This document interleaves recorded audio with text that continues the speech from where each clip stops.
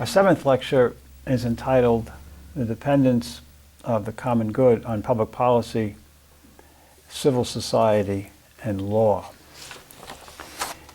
I'm just going to make a few comments on public policy and civil society and spend most of this time on discussing the role of law in promoting the common good. Now, most everyone understands that public policy on a wide range of issues is very important in promoting the common good. Hardly anyone needs to be convinced of that.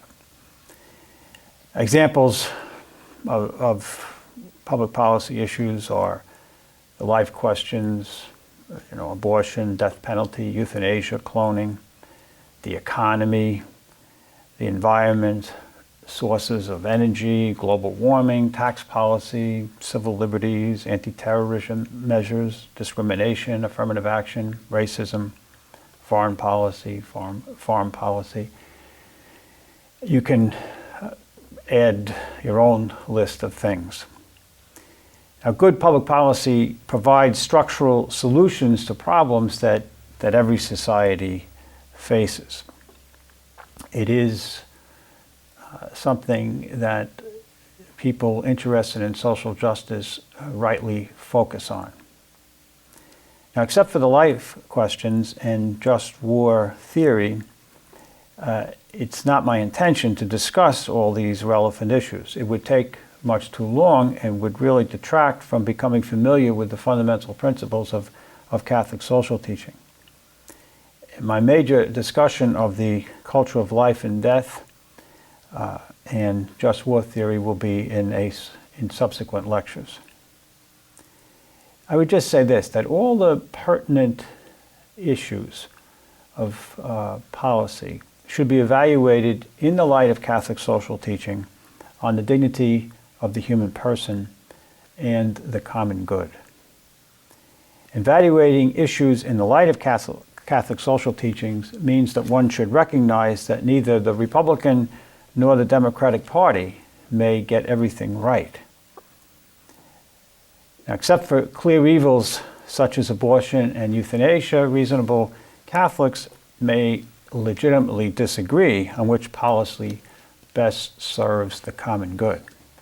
There is no way that we could say that there is a specific tax cut, for example, that would be required by Catholic social teaching.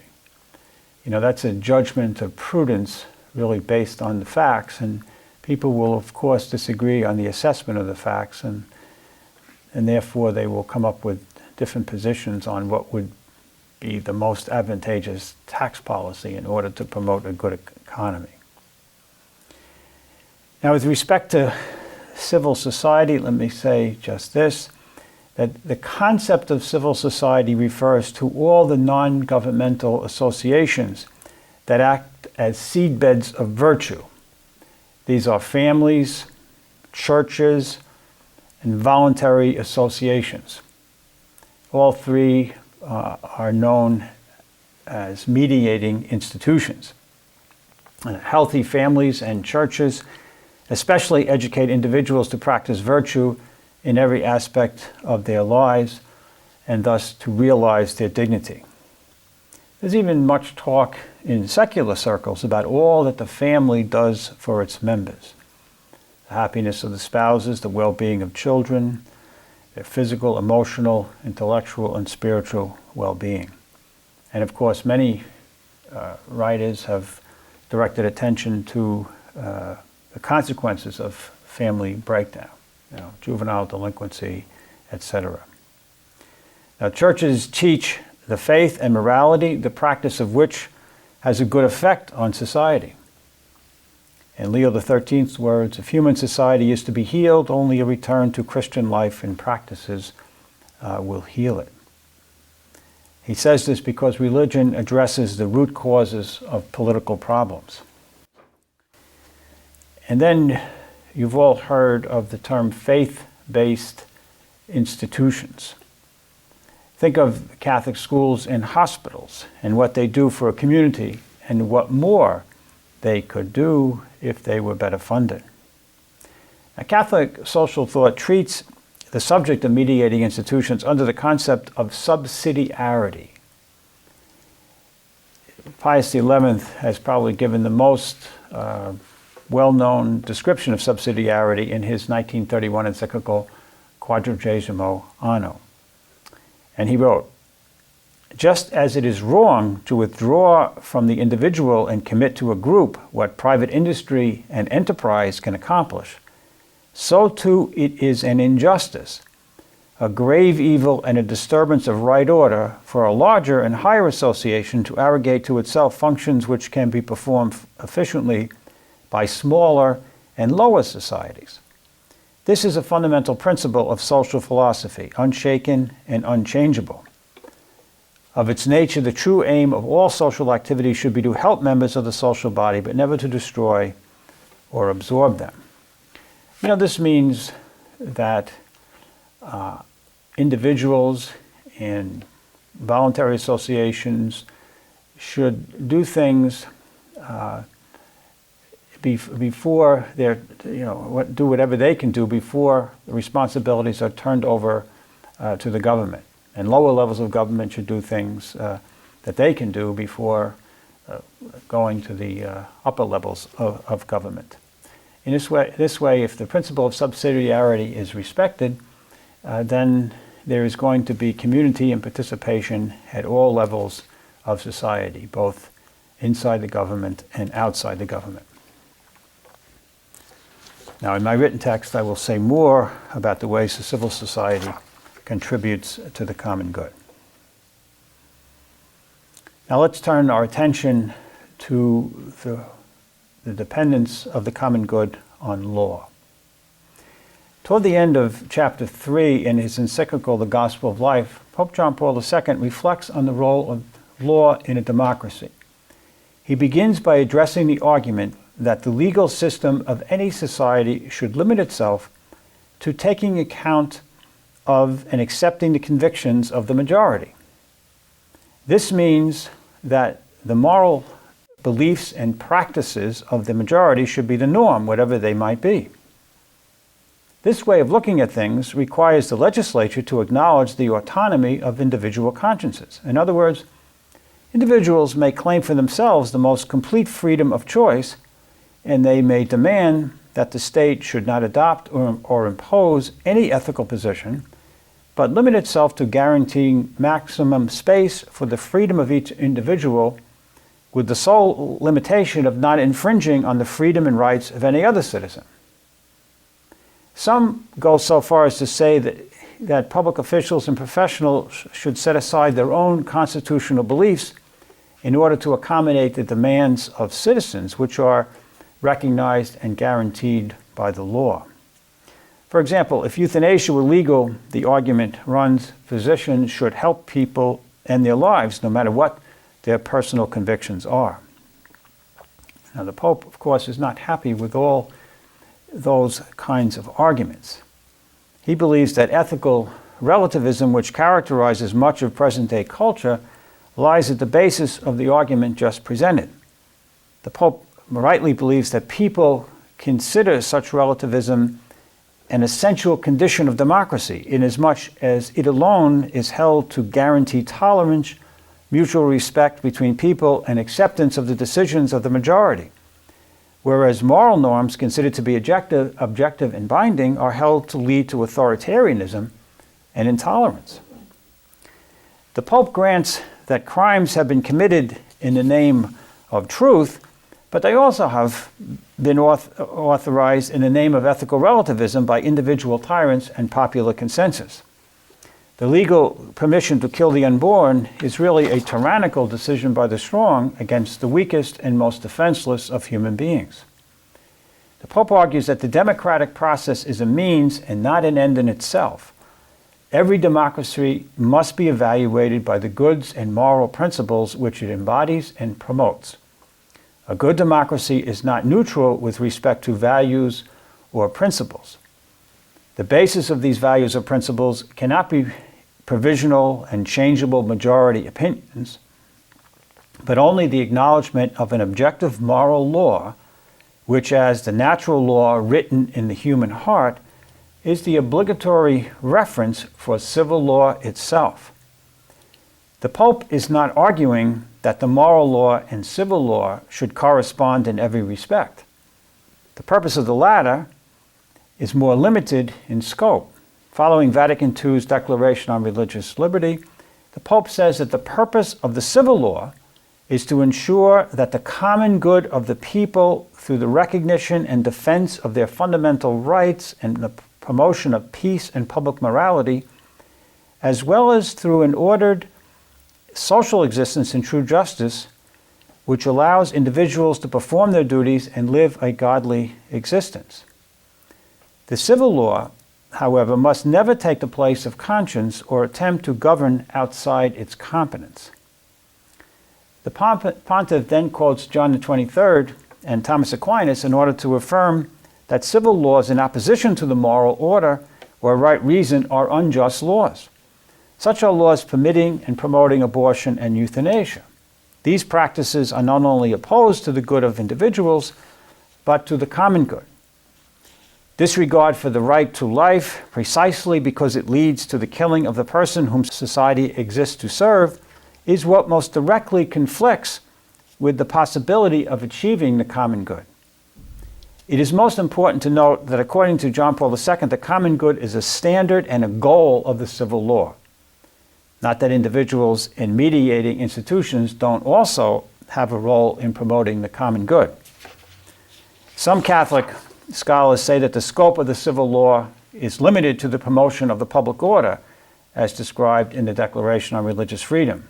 They further dispute the authority of the government to limit freedom through law on the basis of the common good.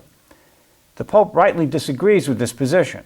As mentioned in a previous lecture, Gaudium et Spes, the Pastoral Constitution on the Church in the Modern World, affirms that the political community exists for the common good, which embraces the sum of those conditions of social life by which individuals, families, and groups can achieve their own perfection in a relatively thorough and ready way. The political community, of course, relies on the law in various ways to achieve its end. It also relies on other instruments as well, such as mediating institutions and the mores, that is, the customs. Now, in order to further clarify the role and scope of the law in promoting the common good, I would like to examine a few parts of Marianne Glendon's work, Abortion and Divorce in Western Law, American Failures, European Challenges. In the introduction to her book, she reminds her readers of Plato's teaching in the Laws that the aim of law is to lead the citizens toward virtue, to make them noble and wise. This notion of law, she adds, is not popular in the United States, where most scholars look at law as a command backed up by organized coercion. Glendon believes that Plato's insight into the law can still help us today. She approvingly quotes James Boyd White, who says that law is most usefully seen not as a system of rules, but as a branch of rhetoric, as the central art by which community and culture are established, maintained, and transformed. Glendon adds that the law tells stories about the culture that help to shape it, which it in turn helps to shape. Stories about who we are, where we come from, and where we are going. Law is constitutive of society when legal language and legal concepts begin to affect ordinary language and to influence the manner in which we perceive reality. Think of how law has conditioned Americans to think about morality more in terms of rights than in terms of duties, or consider how the Supreme Court abortion decision of 1973 eventually induced more people to accept the notion of a right to abortion. Glendon gives a wonderful example of how law is educational in her summary of the law on marriage. She says this: "The American story about marriage, as told in the law and in much popular literature, goes something like this. Marriage is a relationship that exists primarily for the fulfillment of the individual spouses. If it ceases to perform this function, no one is to blame, and either spouse may terminate it at will. After divorce, each spouse is expected to be self-sufficient.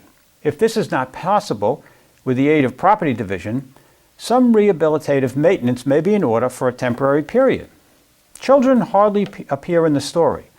At most, they are rather shadowy characters in the background. Other stories, of course, are still vigorous in American culture, about marriage as a union for life, for better or worse, even in sickness or poverty. Stories about taking on responsibilities and carrying through, and about parenthood as an awesome commitment. But by and large, they are not the ones that have been incorporated into the law. In the continuing cultural conversation about marriage and family life, American law has weighed in heavily on the side of individual self-fulfillment. It tells us that if a marriage no longer suits our needs, or if the continuation of a pregnancy would not fit in with our plans right now, we can choose to sever the relationship. End quote. Now, in most European countries, even where there are liberalized divorce laws, they still try to reinforce the idea of marriage as a serious and durable commitment. Now, these reflections by Professor Glendon should inspire us to imagine the educational role law could play in various aspects of life. Consider the effects of civil rights legislation in the 1960s. These laws made racist behavior illegal and stigmatized it as immoral. Even when law doesn't command, say, fidelity in marriage to death, it could still persuade people to think of marriage as a permanent commitment. Tax policy could be so framed as to reward people who don't divorce or who have children. Other laws could discourage divorce or make it more difficult. In Europe right now, because of the low population rate, some of the countries are actually encouraging and giving financial incentives to people to have children. As things stand, there is a consensus in the United States to limit abortion on demand. Now, that consensus cannot yet have an effect while Roe v. Wade is the law of the land. Roe's declaration of abortion as a constitutional right takes precedence over any other kind of law. Now, in the next section of my lecture, let's look at some of the arguments used by Catholic social thought to show that abortion simply cannot be a private choice, but should be against the law. The Catholic Church does oppose abortion on religious grounds, as do people of other faiths. The Church, however, also teaches that the widespread practice of abortion is a matter of public concern, and therefore cannot be removed from public debate by labeling it a private choice. Abortion is further a question of public morality, and not simply a religious issue. Abortion is not like tax policy about which reasonable people could disagree. Now, abortion destroys an unborn child, a human being with potential, not a potential human being. Abortion should thus be no more a matter of personal choice than torture, racism, the intentional killing of the innocent in war, terrorism, perjury, theft, rape, slavery. Catholic politicians who support abortion have said over and over that their personal opposition to abortion must not influence their policy views. The absurdity of that position is suggested by imagining a politician saying, "I am personally opposed to child abuse, but will not impose my personal morality on others." It is also illogical for politicians to say that abortion is not a fit subject for public policy because opposition to abortion is based on religious convictions, and then take pride in their own religiously grounded support for social programs to help the needy. Those supporting a right to abortion should explain why abortion is not wrong, or why personal choice should outweigh the evil of abortion, or why abortion is one of those evils that the government should not attempt to prevent. That would be a more honest way of arguing. Some do argue that no one can ever know for sure whether the fetus is a person from the moment of conception. Neither philosophy, nor theology, nor science, so the argument runs, can ever definitively resolve the question. The Vatican statement on procured abortion responds, quote, "From a moral point of view, this is certain.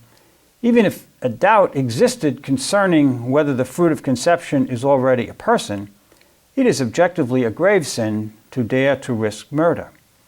Even the civil law does not allow a person to act in a reckless manner and thereby endanger someone's life. You cannot shoot a bullet through a closed door, wound or kill someone, and then claim immunity from prosecution because of ignorance. Now, I'm certainly aware that not every evil should be proscribed by law. As Thomas Aquinas said, human law is framed for a number of human beings, the majority of whom are not perfect in virtue.